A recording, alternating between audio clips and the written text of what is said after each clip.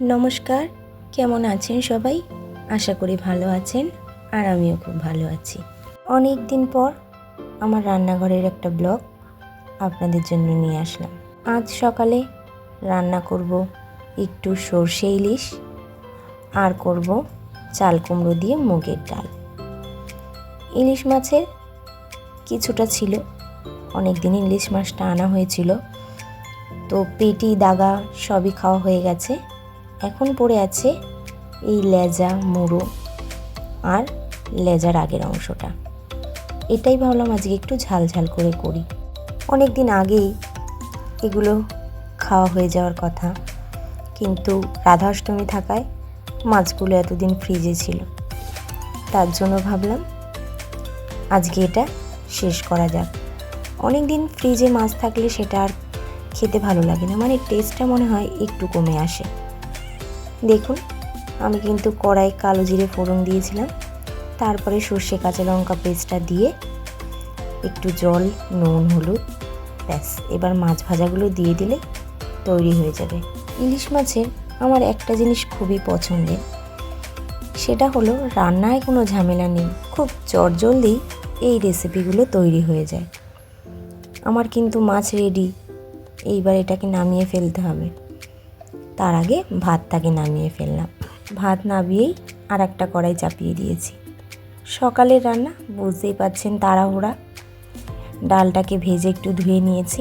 আমি কিন্তু সব কিছু একটু ধুয়েই করি, তাই মুগ ডালটাকেও আগে ভেজে নিই, তারপরে ধুয়ে নিই। আর অন্য সব ডাল হলে আগেই ধুয়ে নিই।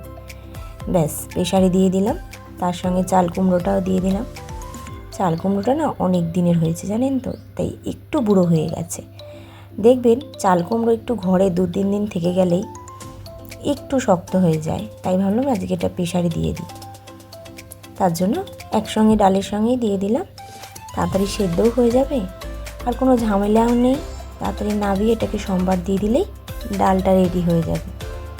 আর সকালে তাড়াহুড়ার মধ্যে আমি খুব একটা কড়াইয়ে করিও না, প্রেসারেই বসিয়ে দিই। হ্যাঁ, ছুটির দিনগুলোতে কড়াইয়েই করি। কড়াইয়ে যেটা করা হয় সেটার কিন্তু টেস্ট একটু বেশিই ভালো হয়। আমরা যেহেতু এখন তাড়াহুড়ার মধ্যে কিছু করার নেই, তাড়াতাড়ি করে সব কিছু করতে হবে, সেই কারণেই প্রেসারটাই ইউজ করা। ওদিকে মামাম এখনও ঘুমাচ্ছে, ও ওঠার আগেই সমস্ত কিছু সেরে নিতে হবে। এরপরে মিস্টার মল্লিকের টিফিন গোছানো, তারপরে ও যে খেয়ে যাবে সেই ব্রেকফাস্ট রেডি করা। তো সকালে কিন্তু টুকটাক করে অনেক কাজই থাকে, আর মামাম উঠে গেলে সেগুলো করা অনেকটা কঠিন হয়ে যায়। এখন মামাম ঘুমাচ্ছে, তাড়াতাড়ি করে সব সেরে নিই। দেখুন, এখন আমি লাঞ্চ বক্সটা রেডি করছি। সিম্পল রান্না, দেখতেই পারলেন, সর্ষে ইলিশ আর তার সঙ্গে মুগের ডাল। একটু কিছু ভাজাভুজি করলে ভালো হতো, কিন্তু সেটার আর সময় হলো না। মিস্টার মল্লিকের যাওয়ার সময় হয়ে গেছে।